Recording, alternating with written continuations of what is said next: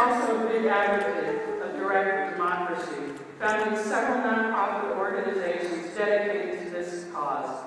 Please welcome presidential candidate and Senator Mike Lavelle. Thank you so much for being here. We really appreciate it. Okay.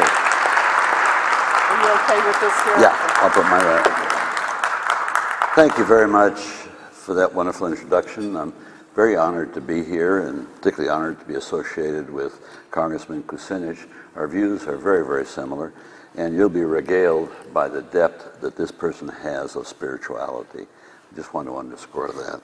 Let me add that my mission in this presidential campaign, and essentially for the last 15 years of my life, was to add what you're doing. You're trying to develop a partnership within people who are citizens and citizens enough to get out there and work for a cause. I want to build on that. I want to add not only your ability to press and lobby for a cause, I want to turn around and empower you with the central power of government, which is lawmaking. The power of government is not voting. Them that makes the laws determine who, how, and when you vote. So if you're ever going to have a meaningful role in your personal governance, in your collective governance, you have to become lawmakers. I have legislation called the National Initiative that does that.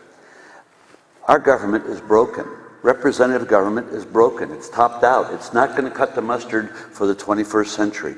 So that means we have to do something else. There's only two venues for change.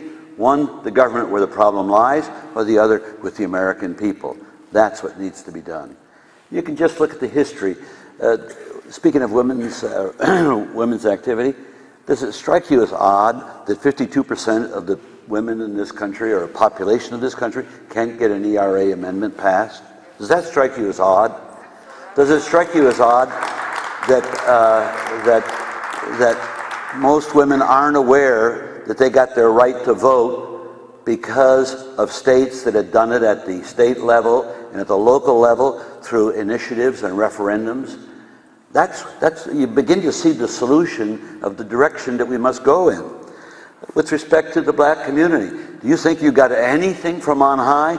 It all came from the bottom, whether it was on some bridge in Alabama, whether it was the Martin Luther King, whether it was Rosa Parks. It came from the bottom, not from the leadership of the country. So what we need to do is empower the bottom, not just to act as citizens, but to be able to make laws. When you look at the Hispanic community, look at right now. Here, we've got some crazies in Washington that want to chase 10 million, 12 million people.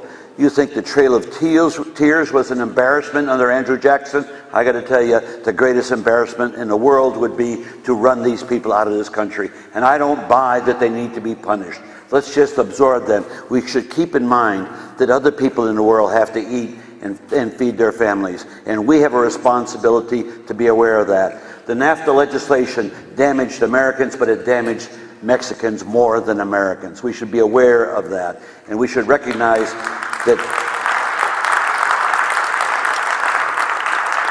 Hispanics can protest like everybody else, but we've been protesting for a long time. Every time I see a protest, I just tell myself, this is note that we're failing as a democracy when people have to protest. If you can make laws, you won't need to protest anymore. You just do it. That's all it takes. That's my reasoning for repeating why government is broken, and the answer is with you, and particularly you as activists. You may not realize that when people can make laws broadly in this nation, the groups that benefit most are the minority groups, because they can coalesce on a single initiative, on a single legislative act, and as a result of that coalescing, can get it done better with their power of lawmaking with initiatives. I invite you to go to nationalinitiative.us. You can vote there. The Congress will never pass this. It dilutes their power. But until we empower the people, we'll not be able to address many of these other issues. What am I talking about? I'm talking about bringing you into the operations of government at all levels of government as a partner, working with your elected officials. It's a win-win. They will do a better job because you will then make all the policy decisions that affect your lives. And that win-win will then set the stage where we can go from civic adolescence, which is where we're at right now, into adult, mature citizens. And why do I say that? It's a question of responsibility. We Americans, with our phony triumphalism, we want this, but we don't want to pay this. We want that, but we don't want to pay any taxes. That's adolescence.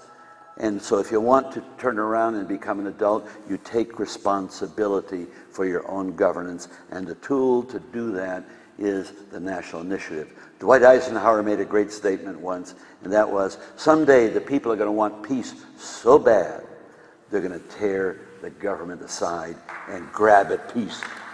And the vehicle to do that, to have that happen, is for the people to become lawmakers. I invite you to support this undertaking. We're changing the paradigm of human governance. I can think of no greater ennobling act than that. Thank you very much for having me.